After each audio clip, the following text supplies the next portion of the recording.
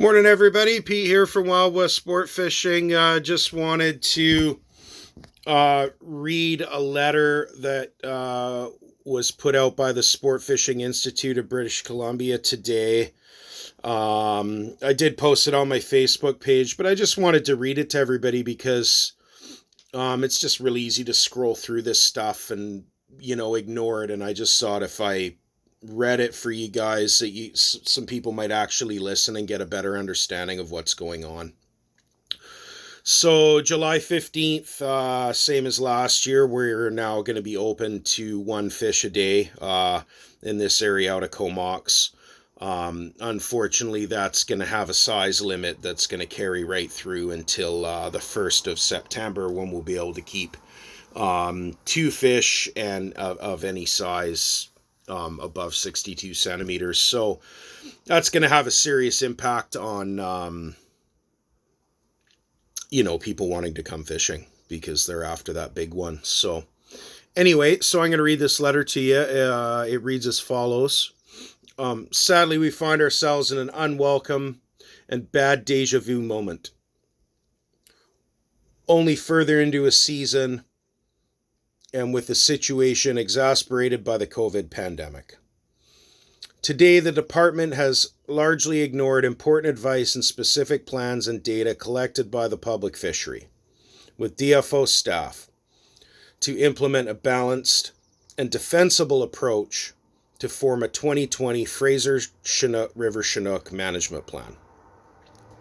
The public fishery strongly supports a commitment to aid and participate in activities that will lead to the recovery of the Fraser River Chinook stocks. However, the measures announced today make clear that the department do not believe that sustainable access and opportunity and the health and well-being of small coastal communities and Canadians as a priority. DFO's 2020 plan details linked below in the news release and backgrounder shows little consideration for impact on coastal communities on the south coast of British Columbia. The lack of opportunity for Chinook retention unnecessarily continues, and impacts areas where the Sportfish Advisory Board proposals showed that marked selective fisheries or hybrid fisheries, size restricted, and hatchery retention could occur with little or no impact on the stocks of concern. So basically what that means in layman's terms is we could be keeping adipose clipped fish because most of those fish have been clipped in the United States. A lot of them come from the Columbia system, and they're not stocks of concern. There's lots of fish there. So absolutely no reason for that not to be open for sport fishermen and fishing guides this season. The approach announced today, put simply, is an unacceptable outcome considering that coastal communities, Canadians, and businesses impacted versus the benefit that will be delivered to the stocks of concern. The harm caused by measures implemented in 2019 and by the pandemic in 2020 is not reduced by the announcements today and is only exaggerated by it. The Sport Fishing Institute has consistently urged DFO to adopt a balanced approach that promotes stock rebuilding while at the same time providing a level of access that allows the public fishery, Canadians, and coastal communities to survive and benefit. To assist DFO in achieving this goal, the sport fishing community provided carefully developed proposals that offered a minimum of opportunity and would also allow virtually all of the Fraser River Chinook stocks of concern to pass into the river. DFO has rejected most of the Sportfish Advisory Board proposals in favor of implementing management measures that will further damage the economy of small coastal communities in British Columbia. We're talking about $1 billion fishery here. This isn't small money. This is a massive chunk of you know, the economy of British Columbia. This isn't $1 million or $10 million or $50 million. We're talking about $1 billion.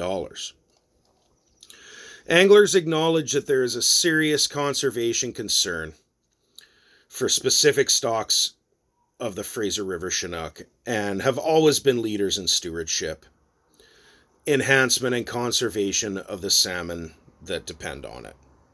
They have also been at the forefront of consistent and constant urging of DFO to address the real threats of the Fraser River Chinook, such as habitat degradation, predators, and pollution.